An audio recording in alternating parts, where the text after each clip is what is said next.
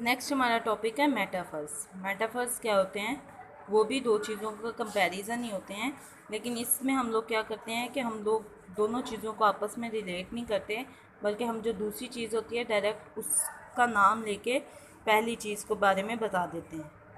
For example कि हम लोग अली की अगर हम लोग मासूमियत की जो है तारीफ़ करना चाहेंगे तो हम लोग क्या करेंगे?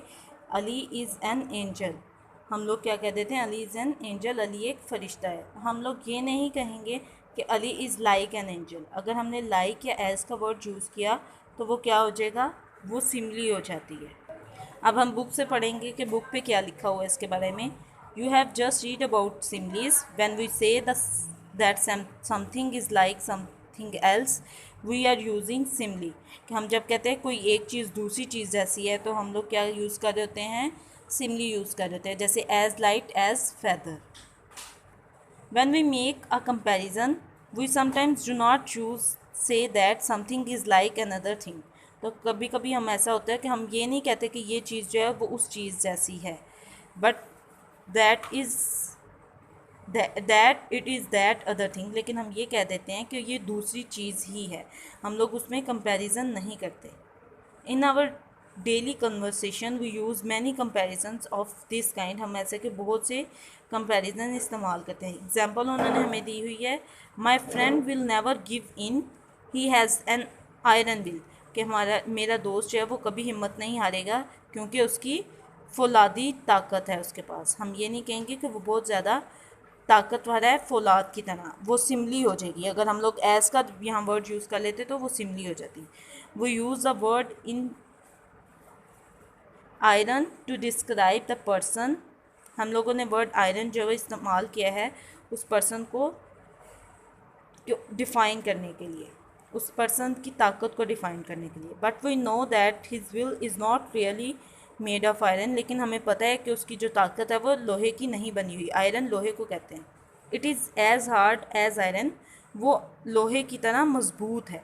ठीक है, लोहा जो है वो जल्दी से जो है वो ख़राब नहीं होता, हम उसको तोड़ नहीं सकते लोहे को, तो इसीलिए वो मजबूत तरीन चीज़ होती है।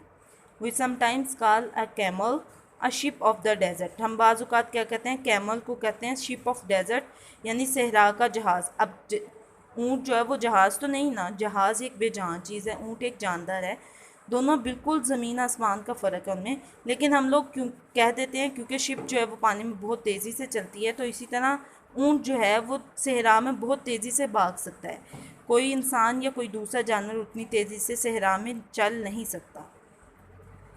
We know that although a desert is not a sea, there are some similarities, e.g., a desert is lonely and flat, and so is the sea. We therefore compare a camel to a ship on the sea.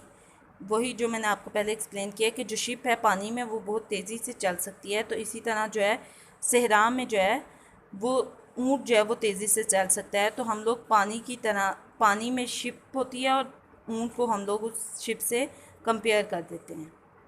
Comparison of this kind are called metaphors. When we say that something is something else we are said to be using a metaphor.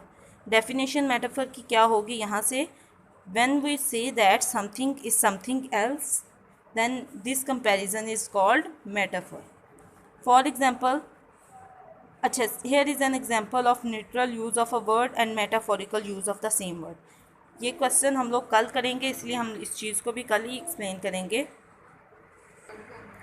Hope, अब उम्मीद करती हूँ कि कल वाला lesson जो कि lengthy था उसके साथ आप लोग ये शॉर्ट लेसन दोबारा से रिवाइज़ कर सकेंगे, उसको भी दोबारा से प्रॉपर्ली लर्न कर लेंगे और इसको नोटबुक्स पे अपनी नोट करेंगे।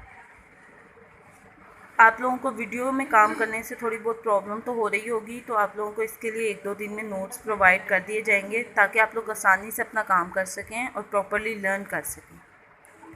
अल्लाह हाफ़िज़ 7th क्लास।